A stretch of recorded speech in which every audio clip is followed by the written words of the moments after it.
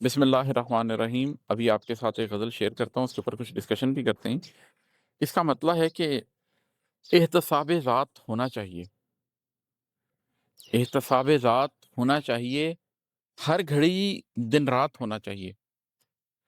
اگر آپ اپنے اندر یہ کیپیسٹی پیدا کرنا چاہتے ہیں کہ آپ اپنے رب کے حضور جا کر کھڑے ہو سکیں، تو اس کا حل یہی ہے کہ احتساب ذات کریں۔ بنیادی طور پر تو یہی ایک کام ہے جس سے باقی سارے کام ہو جاتے ہیں۔ اللہ تعالیٰ نے ہمارے اندر ودیت کی ہے، خیر کی اور شر کی ایک سرشت، اور ہمیں سمجھنے کی توفیق دی ہے کہ وہ کیا ہے۔ اگر کسی شخص تک کبھی کسی نبی کا کوئی پیغام بھی نہیں پہنچا، وہ امیزن کے جنگلوں میں بھی رہتا تھا، تو بھی وہ خیر اور شر کے اوپر تو کام کر سکتا ہے، وہ احتساب ذات وہ بھی کر سکتا ہے کہ صحیح کیا ہے اور غلط کیا ہے۔ اگر کسی شخص کے پاس انبیاء کا پیغام پہنچا ہے لیکن انبیاء کا پیغام صحیح طرح سے نہیں پہنچ سکا، کنکاکٹڈ فارم میں پہنچا، احتساب ذات وہ بھی کر سکتا ہے کہ صحیح کیا ہے اور غلط کیا ہے۔ اور جس کے پاس تو نبی کریم صلی اللہ علیہ وآلہ وسلم کا بتایا ہوا دین ہی پہنچ گیا، وہ تو مکمل طور پر سمجھتا ہے کہ اللہ کیا چاہتا ہے اس سے، وہ تو احتساب ذات بہت شدت کے ساتھ کر سکتا ہے۔ تو جو شخص اپنا احتساب ذات نہیں کر سکتا، اپنا محاسبہ نہیں کر سکتا کہ میں نے صحیح کیا کیا غلط کیا کیا،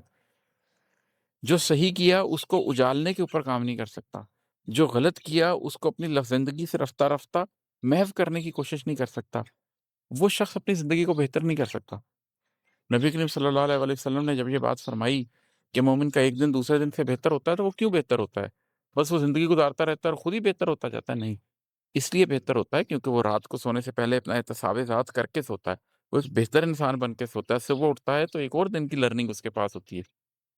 یہ روز بروز کی جو لرننگ ہے، روز بروز کوئی غلطی کرنا، اس سے اصلاح کرنا، اس غلطی کو ریپیٹ نہ کرنا، اگر کوئی غلطی ہو بھی تو نئی غلطی ہو،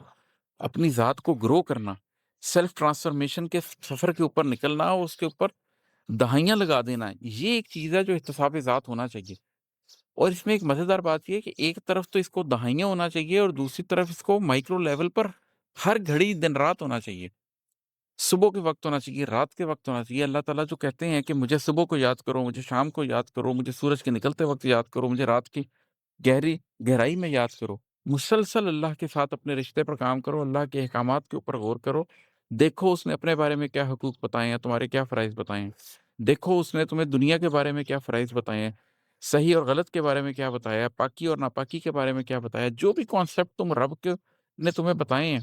ان کے اوپر دن رات غور کرنا، ان کی تفہیم کرنا، ان کوشش کرنا کہ کسی طریقے سے ان کو انٹرنلائز کر لو،